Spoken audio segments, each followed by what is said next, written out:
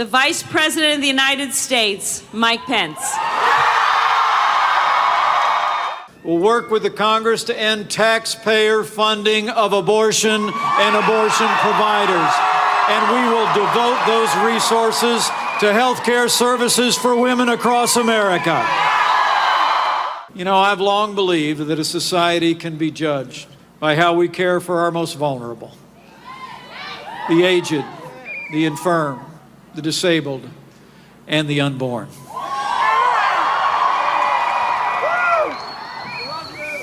We've come to a historic moment in the cause of life, and we must meet this moment with respect and compassion for every American.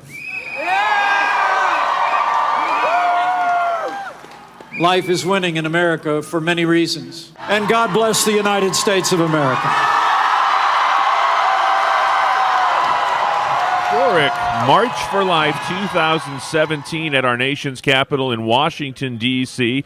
This is a very special edition of EWTN's Open Line Friday. We'll be joined in a moment by EWTN's Vice President of Theology, Mr. Colin Donovan. If you'd like to talk to Colin with your thoughts about if you have a question about theology, we'll certainly tackle those as we do on Fridays. But if you have any reflections on what you've seen or heard today, the March for Life in Washington, D.C., we would love to hear those phone calls and those comments at 1-800-585-9396, toll-free anywhere in North America, 1-800-585-9396. If you're outside the United States and Canada, your number is 1-205-271-2985, and we'll put you straight to the front of the line at 1-205-271-2985. You can send us an email, openline@ewtn.com, or you can send a text to Colin. Text the letters EWTN to 55000. Wait for a response. Type your first name and your question, message, and data rates may apply. I'm Jack Williams. The lovely and talented Elena Rodriguez produces the program, and your call screener is Mr. Matt Gubensky. Our host, as he is every single Friday, our own Vice President of Theology, live in Washington, D.C. Colin, you attended the march today here at the top of the program. Your thoughts on the event today in Washington, D.C.? Very, very impressive. My wife and I came with our two children, including our heart baby Kieran that I've talked about on the program on occasion, because we felt it was important. We were last here for the year President Obama was first inaugurated back in the 2009 March. And as we enter what I hope will be a more pro-life era under President Trump, we wanted to be here. And the crowds were spectacular in 2009 because people wanted, I think, to give a pro-life message. And I think consistent with that, the crowds were great today. In fact, they may have been larger. I'm not exactly sure. I remember estimates in 2009 were in the 750,000 to maybe 1 million people altogether. I know that when we walked back down to the Smithsonian at 2:30 in 2009, there were people still leaving where the march was beginning. And today we saw pretty much the same thing. At 3 o'clock as I left to come and do this show, the crowd was still passing on its way towards the Supreme Court. So it's a huge crowd, and it's an enthusiastic crowd. It's a very pro-life crowd. There were some consistent ethic of life people who wanted to get their message out as well regarding things like the use of torture and capital punishment and that, but that's fine. The message of the dignity of life was the premier message today. We heard it from Kellyanne, representing the administration. We heard it from Vice President Pence. We heard it from our religious leaders like Cardinal Dolan and the Greek Orthodox, and all of the religious leaders that spoke that consistent message. And the enthusiasm of the people who marched demonstrated that. And so I was delighted to be here. I don't think we had another choice but to be here this year and to say thank you for what we hope will be a more consistent ethic of life going forward in the future, with the emphasis on the fundamental right to life, because without that right to life, there are no other rights that any human being has. I'm coming to you live from the 2017 Legatus Summit in Naples, Florida, and we've been streaming the coverage live on EWTN television here at our broadcast location in Naples at the Ritz-Carlton, and we had quite a crowd on several occasions that had gathered around the monitors to check out EWTN's continuing live coverage of the March for Life 2017. In Washington, D.C., as Colin has stated, throngs of folks coming. And I think that one of the overarching themes, Colin, that we hear year after year from people, and we heard it mentioned several times from relaying tweets and social media activity from people that were not necessarily considering themselves pro-lifers, that they were astonished at the joy and the peacefulness of all the marchers that were involved. That is a consistent feature of the March for Life. After other marches, one of the things that's been noted is very often the mall is littered with trash. There is an effort to, sort of police oneself in that respect at the March for Life. And it's notable that after the crowd has departed, you don't find that. There is a general ethic, I think, that everybody possesses of courtesy, respect for others, respect for our nation, respect for our common property of our nation, such as the mall and the streets. I saw people going up to police cars and saying thank you. In fact, police were probably wondering if they're going to get their job done with so many people coming up to them and saying thank you for being here and protecting us.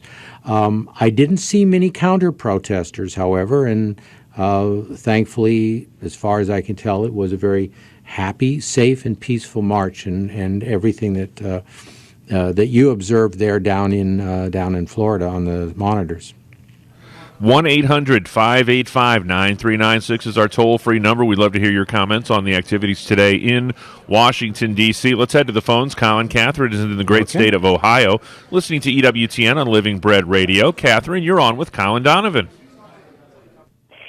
Yes, good afternoon, and praise to Jesus Christ. I just wanted to represent the truth that Catholic married couples need to hear the truth from their priests and their bishops in order to find the courage and the grace to live the fullness of Catholic teaching and not participate in chemical abortions through abortifacient chemical birth control, and be open to the fullness of life and bring that way the courage that the bishops and priests need to preach the fullness of truth, which is why the country just saw today true peace and true joy at the March for Life. Amen, Catherine. That's my meditation, and I've tried to live that, pray that, and sacrifice that since 1973, when I graduated from college. So I just wanted to add that to the thoughts and meditations of the people today in the United States. Yeah, I know. That's so important. You're basically of the same generation that I am, and sadly, I remember the religious ed that I received in high school as CCD in those days, and there was very little emphasis on preparation for marriage. There was, I think, one session on it. I think the church is a lot wiser today, and I would assume every diocese has a much better marriage preparation. We're fighting, unfortunately, the church is fighting a culture that teaches the opposite message. And priests, I think, will say this, that work with young couples as well, that, the church can speak the truth, but the church can't deny the sacrament of marriage to young people. There is a natural right to that. The church can require to meet the requirements for the Catholic form, can require pre-cana or premarital preparation, as it's generally called today. But a lot of priests and a lot of lay people who've run those programs will note that, well, they listen and they get the ticket punched, but they're not really listening to that part of the message. And I think for a large number of people that's true. But it was emphasized again and again by March speakers and conversations I was hearing from people along the way. This is everything is in our favor. The science supports the message of life, supports the call to dignity for the unborn as well as for the woman who is carrying, you might call it, in quotes, an inconvenient child, although every child is a gift. Materially speaking, they're in college, they're not married, rape, all these other difficult circumstances. Nonetheless, people need to be taught that there is always somebody to help them and not help them with abortion, not help them to avoid the respect that is owed to that life in the womb.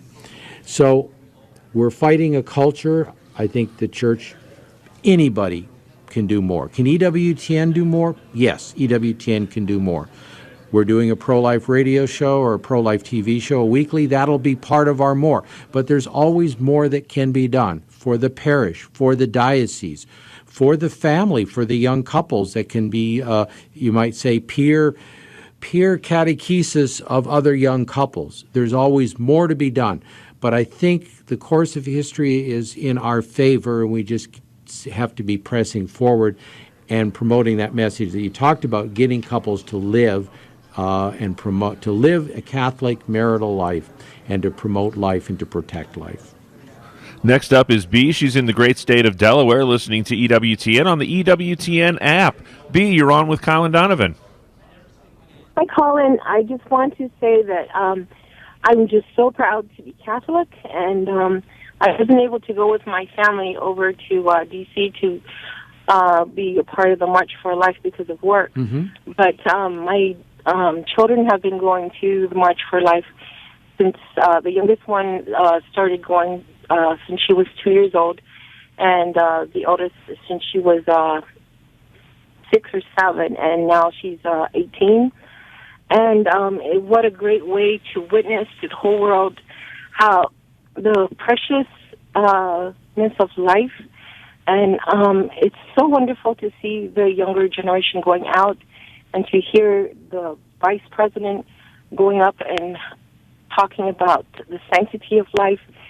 And I just know that my children will be the pro-life generation, and things will change because of that.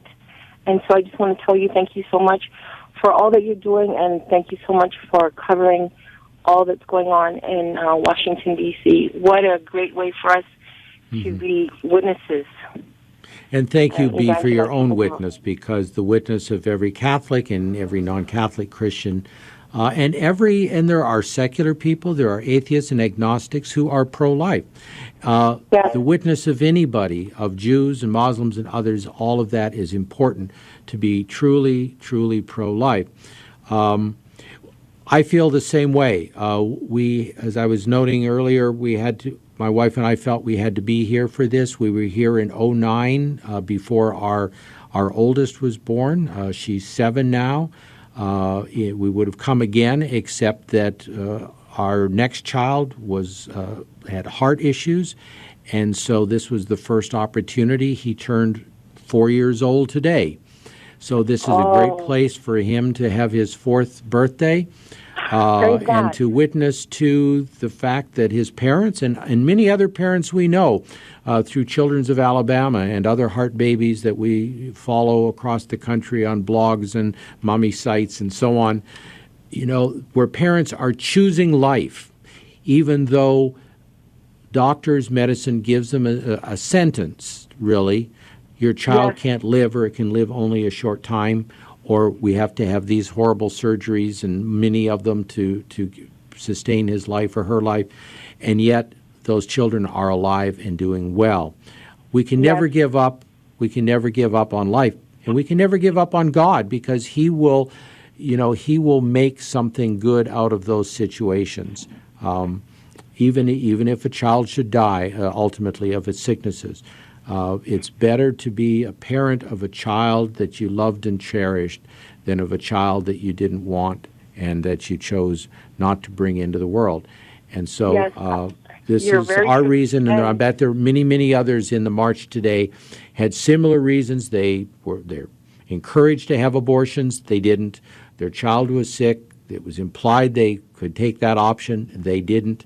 And so that witness is a witness to others, as well as of the obvious blessing of that child being in the family rather than in the cemetery. Yes. May I say hello to all my children that are there? Hello, Anthony, Brianna, Jude, Gabriel, Claire, and my husband, Ramon Canani. I'm so very proud of you. Thank you so much for all that you do. God bless you, B. We certainly appreciate the phone call there in the great state of Delaware. 1-800-585-9396 is your ticket to the program, toll-free anywhere in North America. 1-800-585-9396. That's the number Bob used in the state of Maine, listening to EWTN Radio on the Station of the Cross. Bob, you're on with Colin Donovan. Oh, thank you so much. I have a bit Hey, of Bob. a facetious question. Is Okay. lying still a sin?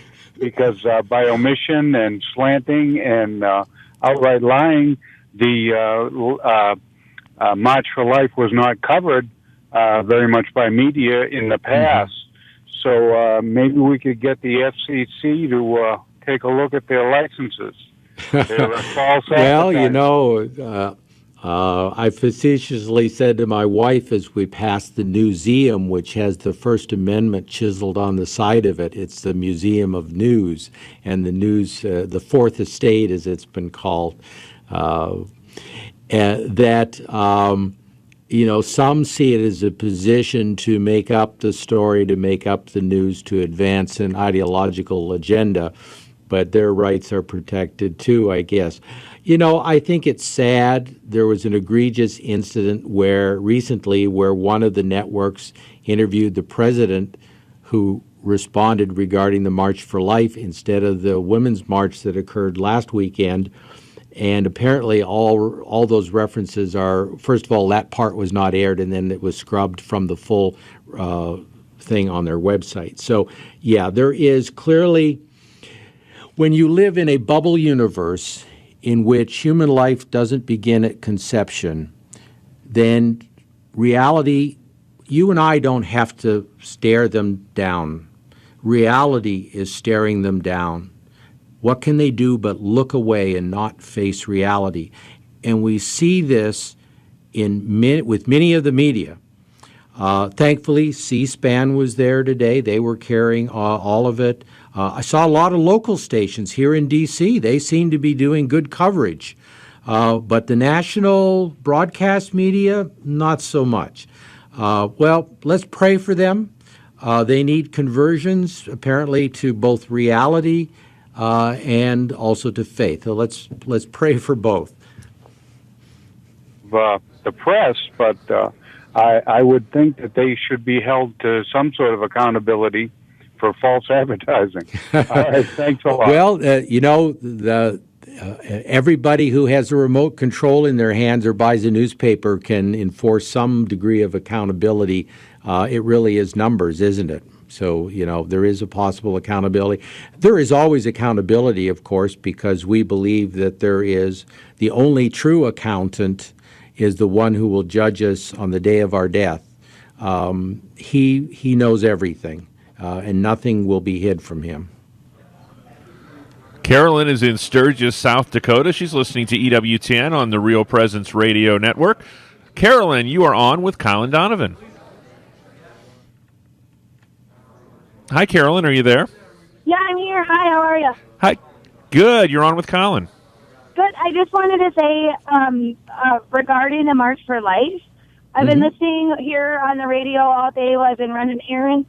I'm happy to hear all the speakers talking not just about, you know, the unborn babies, which is, you know, an important part of our mission, but also talking about how it affects women and the fact that pro-life means that, you know, you're for women, you're for disabled, you're for the right to have a natural death. And I'm just so happy to hear that, because so often we get criticized in the mainstream media that we're just about the babies and pro-life people don't care about women, which is just absolutely untrue. Yeah, I get that all the time, and my only response to that is that, all the people I know who are pro-life at EWTN and our radio networks and elsewhere, yes, they are out maybe protesting at a local clinic on a Saturday or one Saturday or taking part of 40 Days for Life, but they're also helping out and helping mothers with prenatal care. They're helping out getting them clothes and housing if they need it. They do that whether they're documented or undocumented. They are for life. They do it whether it's Gabriel Project or they help them after an abortion, whether it's Rachel's Vineyard. There are so many pro-life ministries, but yet the left sort of focuses it down of you're only concerned about women in the womb, babies in the womb, boy or girl, and once they're born, you're not interested. Simply not true. It's not true among the pro-lifers I know, and I bet it's not true among the pro-lifers listening to this program or watching EWTN's TV coverage. But it's another part of the lie that, that somehow it's justified to be pro-choice. But it isn't really justified because we're either a human being who has dignity, and that dignity is respected, or we say a person is not a human being. That's being done with the unborn today. It could be done with pro-lifers. It could be done with pro-choice people. You could pick a category of people who is human being that you don't like and say, these people don't matter, let's get rid of them. Governments have done that throughout history. We have not done that yet in this country, except in the case of the unborn and those who are old and sick and cannot speak for themselves, or like Terry Schiavo, are simply euthanized because they're in a persistent vegetative state or something of that nature. So we need to correct these kinds of injustices. It's great to be for all of the life issues. We should be, because morally we have the obligation to be for the dignity of everyone. It is certainly true that life is the foundational issue and the foundational upon which everything else is built. It has a preeminence. There is a hierarchy of values, of moral values in this case.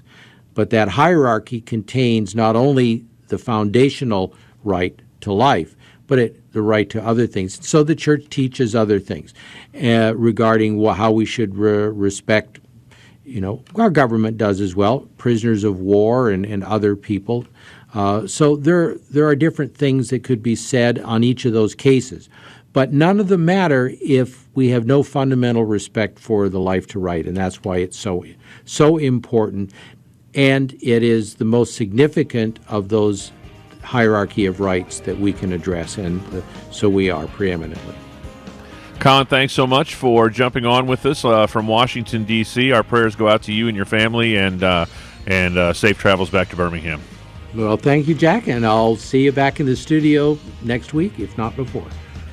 Absolutely. On behalf of our host, Colin Donovan, producer Elena Rodriguez, our call screener, Matt Kubensky, I'm Jack Williams. Thanks so much for taking a little time out of your Friday to join us on Open Line. Back at it Monday with John Martinoni. Until we get together then, God bless.